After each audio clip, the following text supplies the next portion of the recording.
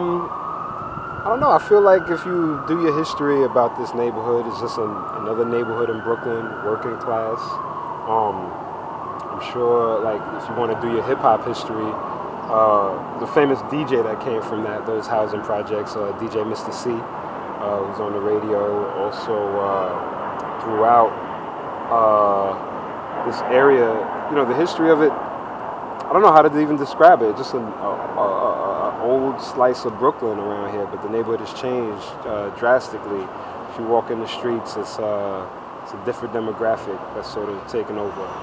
Growing up in New York, it was simpler. I think a lot of that has to do with,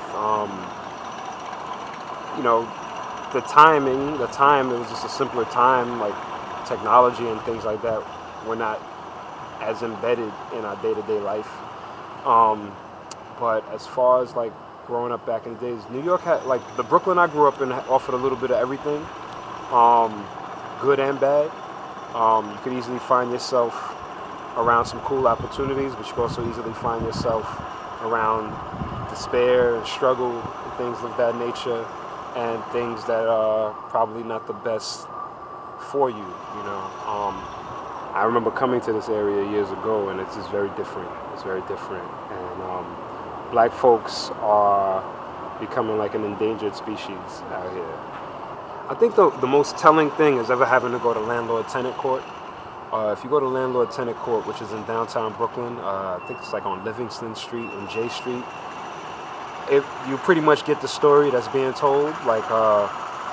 So you're having an issue where a lot of working class people can't keep up with the rents that are being charged.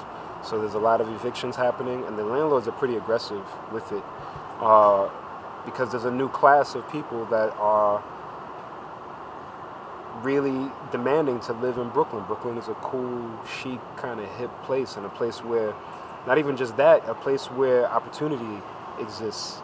So you have people coming from all different parts of the world and different parts of the country. Like, the average person that you meet in New York, a young person around 20, 25, 30, they might be from like the South or the Midwest or the West Coast, and they've been in New York for maybe under 5 years, under 3 years, under 1 year. And, there's an aggressive push to get the old people out and charge skyrocketing rents. These are the changes that are taking place right now. It's a class war, but some people will argue it's not race. If you study the history of this country, there's always been a dynamic of white supremacy. Actually, globally, you have this white supremacy dynamic. You have the ancestors, the modern day ancestors of people who have been enslaved and who have been disenfranchised and are the victims of white supremacy directly. You have that situation, and we've never really got our economic situation secure, ever.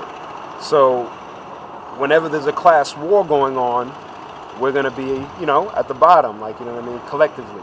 There are those of us who, have more financial means than the rest of us, but collectively, our finances are not in a good place collectively. No. So when you see what's happening on the surface, you look at it, blacks being forced out, Latinos being forced out, and the